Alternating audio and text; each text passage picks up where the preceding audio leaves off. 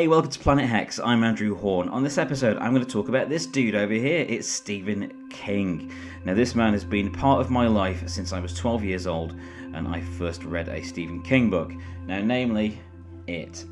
I remember asking my dad, I think it was a branch of John Menzies in 1990, and I asked my dad if I could have a book. And he's like, if you want, yeah. They make a change from, comic books and sweets and stuff like that I was into at the time. I thought I'd heard the name Stephen King, and that he was supposed to be incredible. And I chose this.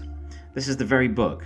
It has been much loved. It has been repaired with sellotape. It's It. 1,116 pages of It, and it's glorious. Revisited the book a few times over the years. But it's something I can never part with. It's getting all damaged and old and marked. But this is precious to me because it reminds me of a time in my life where I discovered books properly. I discovered the pleasure of reading. And it was through Stephen. And I'm really grateful for that, Stephen. Thank you ever so much. It also introduced me to the idea of putting the fantastical into the mundane. And that's something that has stuck with me ever since. And I've put it in my own fiction. I've put it in the comic book stories I've written. I've put it in all kinds of things. I even put it in the movie I did, The Demon and I. I really like the idea of the mundane being added to having the fantastic added to it. So, as well as It, I went through a lot of the the early ones, the Tommy Knockers. Firestarter, which I know has just come back, it been remade as a movie. Danse Macabre. I liked Danse Macabre. I know that has its critics, but I really enjoy it because I love hearing people talk about films and horror and genres. It makes me very happy. The Dead Zone, Pet Sematary, Night Shift, the Bachman books, Skeleton Crew. God, there's a lot of these. This man has written a lot of books. I think he's kind of a darker Isaac Asimov in that he just won't stop, and I love that. Another of my early favourites early to me, I know not early in terms of Stephen, is Nightmares and Dreamscapes, because I love the short story form. I think the short story is an art form in its own right, and it makes me very happy. I've had a couple of 3 short story compilations out of my own, 3 anthologies of my own. So Across the Seas of Mind, The Damned Land and Other Apparitions, and Shards of the Infinite. And I like to think that there's a little bit of, there's quite a lot of Stephen King's inspiration in the short stories that I've written.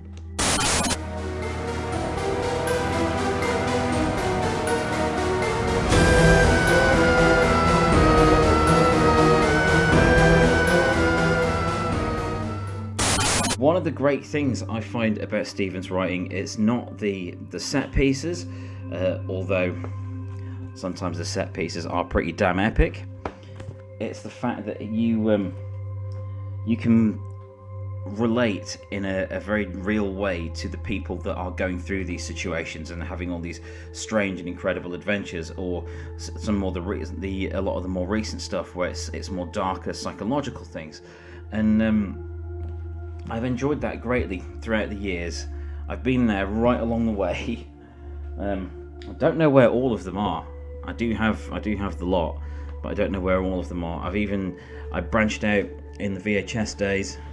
If you're familiar with my channel, you'll be aware that I'm well into VHS, and I wrote a book on VHS called VHS Ate My Brain and stuff like that. And some of Stephen's Stephen-related things are some of my favourites ever, such as Creepshow, which he wrote and starred in. I won't say the famous line, Stephen. Stephen King's World of Horror, which always seemed to be on TV. It always seemed to be on TV, but I love the tape of it. And, of course, the original version of It with Tim Curry and the gang, bringing that book to life. But there is way more to Stephen King than stuff like It and The Stand and The Shining. There's a lot more to him. In more recent books, you've had things like End of Watch, Outsider, If It Bleeds, and they've all had something unique about them. He's branched out into things with Owen King, such as Sleeping Beauties, which I liked a lot. Even the books that haven't been seen as classics. Things like Desperation or Insomnia, I would say, are not seen as quite as high up there as a lot of his other work. Have a lot going for them, and there's a lot to enjoy in them because of those characters. He hooks you with characters because the characters come across as real people. You get to learn about their favourite foods, the things they like to do, their aches and pains, their bad experiences in the past, the positive experiences in the present, the things that make them who they are, the businesses they work for or run.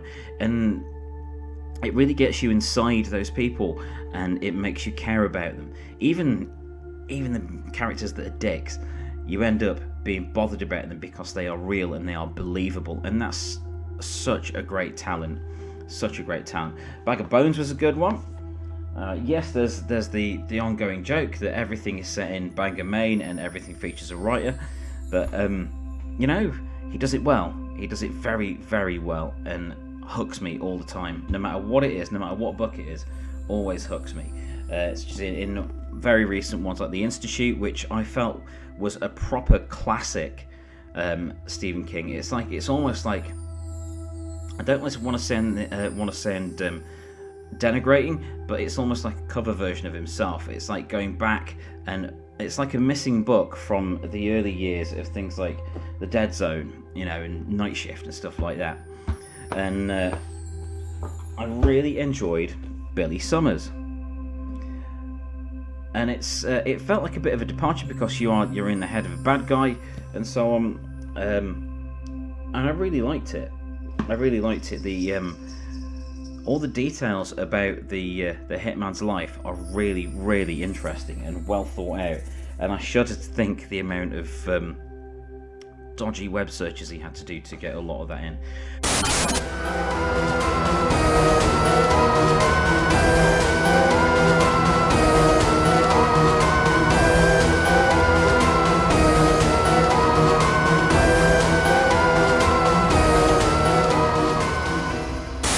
One of the most important books to me in my entire life I got when I was 21. It was 1999.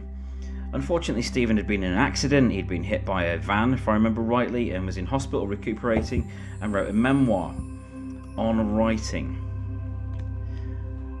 Now, I've read a lot of books about writing over the years, before and during my writing career, in magazines and comic books and self-publishing and getting stories out there in magazines and comics and things like that, and screenwriting and things. And this is the best ever. This has the least amount of bull in it, and it has the greatest piece of advice I've ever seen for writers, which came, I believe, from Stephen's English teacher, who said, "Omit needless words." So he must omit needless words.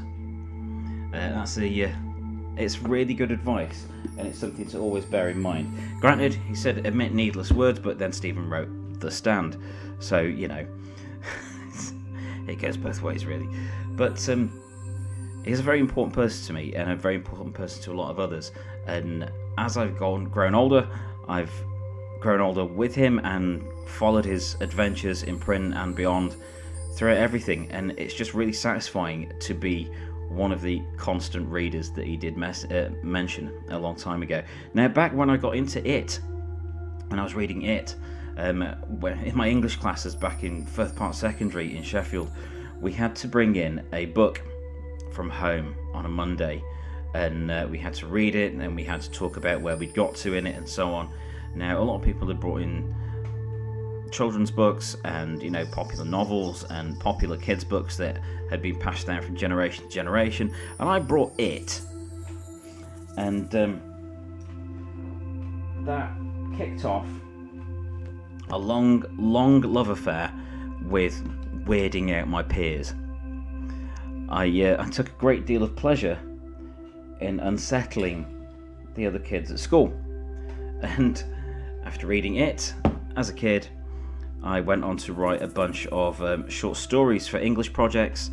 The one I will bring up, the one I will mention, was called Place of Armageddon, and it was inspired by Stephen, and it had a very normal guy being sucked into another universe where he fought off zombies to save his soul.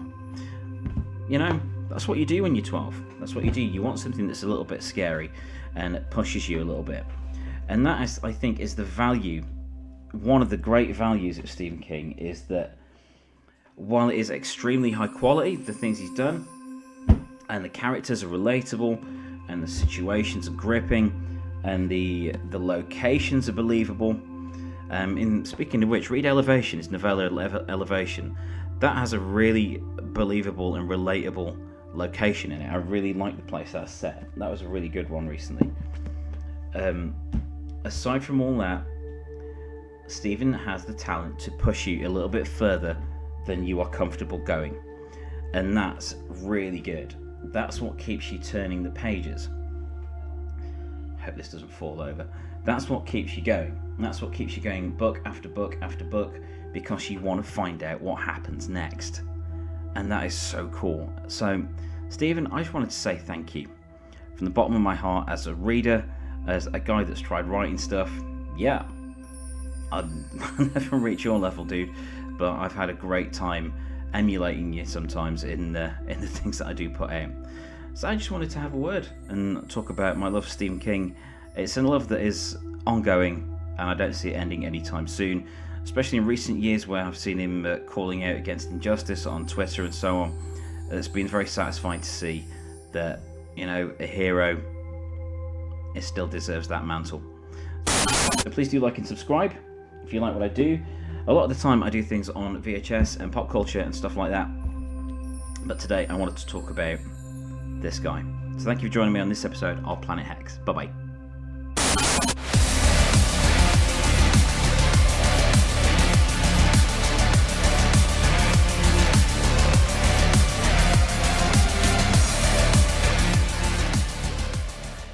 Thank you for watching. Please subscribe and validate my existence.